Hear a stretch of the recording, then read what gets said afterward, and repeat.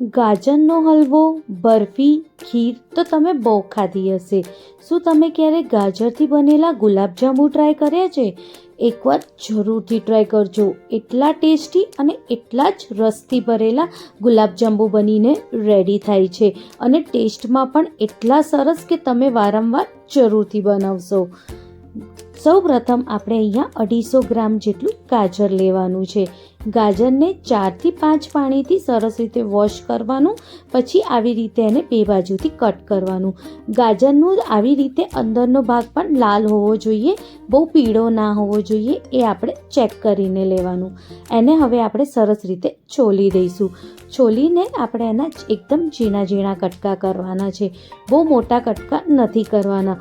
તમે વિડીયોમાં જોઈ શકો છો કઈ રીતે મેં આને કટ કર્યું છે. બસ આવી જ રીતે આપણે ઝીણા કટકા કરીને રેડી કરી દેવાનું છે.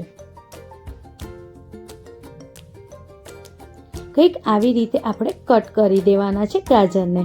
હવે એક મિક્સર ગ્રાઇન્ડરમાં બધા ગાજરના કટકાને આપણે લઈ લઈશું.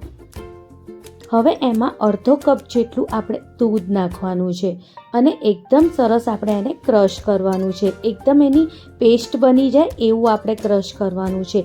સહેજ બી એની અંદર મોટા પીસ ના રહેવા જોઈએ. એટલે ખાસ કરીને તમે જોઈ શકો છો કે કઈ રીતે મેં આને ક્રશ કર્યું છે. આવી રીતે આપણે ક્રશ કરવાનું. હવે એક નોનસ્ટિક પેન લેવાની. એની અંદર બધું જે આપણે ગાજરનું આ પેસ્ટ રેડી કરી છે એને એની અંદર નાખી દેવાનું. હવે 1 ચમચી જેટલી ખાંડ નાખવાની. હવે બધાને આપણે સરસ રીતે મિક્સ કરવાનું અને એની અંદરનું જે દૂધનો ભાગ છે એ આપણે સરસ રીતે બળે ત્યાં સુધી આવી રીતે શેકવાનું છે. થોડું આવી રીતે શેકાઈ જાય પછી ફરીથી આપણે અડધો કપ જેટલું આની અંદર દૂધ એડ કરવાનું છે, જેથી જે આપણે ગુલાબજાંબુ બનાવીએ એ એકદમ સરસ માવેદાર બનીને રેડી થાય. ફરીથી આપણે અડધો કપ જેટલું દૂધ એડ કરવાનું છે. હવે એને બરોબર આપણે ઉકાળવાનું અને દૂધનો ભાગ જે છે એ આપણે બરોબર બાળવાનો. બહુ ટાઈમ નહીં લાગે, ફક્ત 5 થી 7 મિનિટની અંદર એ દૂધ બળી પણ જશે અને જે આ માવો છે એ ઘટ પણ થવા લાગશે. જ્યારે આવી રીતે ઉકળે અને પાણીનો ભાગ બળવા માંડે ત્યારે અડધી જ વાટકી જેટલી આપણે સોજી નાખવાની છે. સોજીનો જે મેં લીધી છે એકદમ બારીક સોજી લીધી છે અને 4 ચમચી જેટલું મેં અહીંયા મિલ્ક પાવડરનો ઉપયોગ કર્યો છે. મિલ્ક પાવડર નાખવાથી પણ એકદમ સરસ ગુલાબજાંબુનો ટેસ્ટ આવશે. એટલે મિલ્ક પાવડર તો તમે ખાસ કરીને નાખજો. હવે બધાને આપણે સરસ રીતે મિક્સ કરી દઈશું. ખાસ ધ્યાન રાખવાનું કે એની અંદર ગુટલીઓ ના પડે. જ્યારે બરોબર શેકાઈ જશે ત્યારે ઓટોમેટિકલી આવી રીતે પેનમાંથી છૂટું થશે અને રેડી થઈ જશે. આપણે જે ગુલાબજાંબુનું જે આપણે લોટ બાંધીએ એવી રીતે લોટ બંધાઈને રેડી થઈ જશે. હવે એને ઠંડુ કરવા માટે આપણે સાઈડમાં મૂકી દેવાનું. આ આપણું ગુલાબજાંબુનું ડો રેડી છે. હવે એને આપણે ઢાંકીને મૂકીશું જેથી બહુ જલ્દી ઠંડુ ના થાય. હવે ચાસણી બનાવવા માટે મેં અહીંયા 1 વાટકી જેટલી ખાંડ લીધી છે અને 1 જ વાટકી જેટલું પાણી લીધું છે. જે માપથી ખાંડ લીધી છે એ જ માપથી મેં અહીંયા પાણી લીધું છે. હવે ખાંડને આપણે સરસ રીતે ઓગાળવા મૂકવાની છે. એટલે તમે આને મીડિયમ ફ્લેમ ઉપર જ રાખજો અને સરસ રીતે ઓગાળવા દેજો. જ્યારે ખાંડ આવી રીતે ઓગાળવા આવે ત્યારે 3 એલાયચીને આવી રીતે આપણે વાટીને એની અંદર નાખી દઈશું. હવે બરોબર આપણે એને 1 કે 2 ઉભરો આવે ત્યાં સુધી સરસ રીતે ઉકળવા દઈશું. 1-2 ઉભરો આવી જાય પછી આપણે ગેસની ફ્લેમ બંધ કરી દેવાની. ગેસની ફ્લેમ બંધ કરીએ એ પહેલાં આપણે આની અંદર રોઝ એસેન્સ નાખવાનું છે. તમારી જોડે રોઝ એસેન્સ હોય તો નાખજો, ના હોય તો કંઈ નહીં. રોઝ એસેન્સની જગ્યાએ અગર તમારી જોડે રોઝ વોટર હોય તો એ પણ તમે આની અંદર નાખી શકો છો. 4 થી 5 ટીપાથી વધારે આપણે નથી નાખવાનું. હવે ગેસની ફ્લેમ બંધ કરી દેવાની અને એને ઢાંકીને સાઈડમાં મૂકી દેવાનું.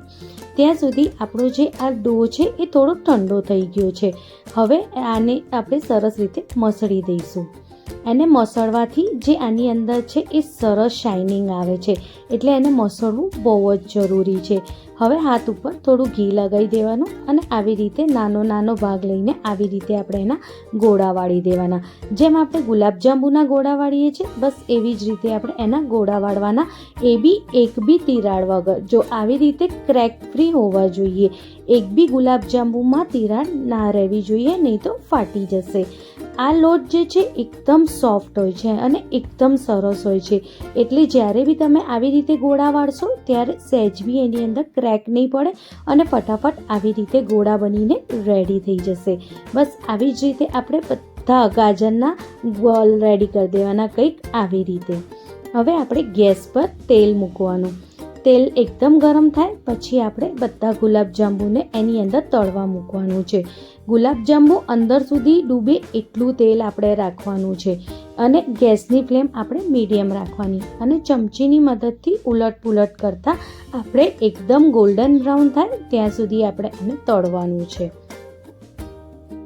બસ આવી જ રીતે આપણે એને તળતા જવાનું છે અને આવી જ રીતે આપણે એને હલાવતા પણ જવાનું, જેથી બધી બાજુથી સરખા ફ્રાય થાય. બહુ હાઈ ફ્લેમ નહીં રાખવાની કે બહુ લો બી નહીં રાખવાની, મીડિયમ ફ્લેમ ઉપર જ આપણે એને ફ્રાય કરવાના છે. બસ આવી જ રીતે એકદમ ગોલ્ડન બ્રાઉન થાય ત્યાં સુધી આપણે એને તળવાના છે. હવે ચાસણીને આપણે ચેક કરવાની. અગર ઠંડી થઈ ગઈ હોય તો એકવાર ચાસણીને ગરમ કરવાનું અને બધા ગુલાબજાંબુને હવે આપણે ચાસણીમાં નાખી દેવાનું. જ્યારે આપણે ગુલાબજાંબુ ચાસણીમાં નાખી દઈએ પછી આપણે એને અડધો કલાક માટે ઢાંકીને સાઈડમાં મૂકી દેવાનું, જેથી જે ચાસણી છે ગુલાબજાંબુમાં બરોબર સરસ રીતે અંદર સુધી જતી રહે. બસ હવે આપણે એને એકવાર સરસ રીતે આવી રીતે મિક્સ કરી દેવાનું અને હવે આપણે એને ઢાંકીને અડધો કલાક માટે સાઈડમાં મૂકી દઈશું. અડધો કલાકમાં જ ગુલાબજાંબુ એકદમ સરસ રેડી થઈ જશે અને એ બી ફૂલી પણ જશે, જેમ બધા ગુલાબજાંબુ ફૂલે છે. જો કંઈક આવી રીતે કેટલા નાના હતા અને કેટલા મોટા ગુલાબજાંબુ થઈ ગયા છે. જો હું તમને બતાવું છું કે કેટલા સરસ અંદરથી પણ કેટલા પોચા અને કેટલા સરસ બને છે. એવું નથી કે આપણે અગર ગુલાબજાંબુ ઘરે બનાવીએ તો ક્યારેક વચ્ચે કડક રહી જતા હોય, પણ આ ગુલાબજાંબુ તો એકદમ પોચા બને છે અને ખાવામાં તો સેમ તમને ગુલાબજાંબુનો ટેસ્ટ આવશે અને એટલા જ સરસ. જો કેટલા સરસ રસથી ભરેલા છે અને કેટલા સોફ્ટ ગુલાબજાંબુ બનીને રેડી પણ થયા છે અને તમે જોઈ શકો છો કેટલા બધા રસથી ભરેલા પણ છે. જો કેવું સરસ આની અંદરથી રસ પણ નીકળે છે. આ ગુલાબજાંબુ ખાવામાં બહુ જ ટેસ્ટી લાગે છે. ગાજરના ગુલાબજાંબુને જ્યારે તમે ગરમ ખાશો તો બહુ જ સરસ ટેસ્ટ આવશે.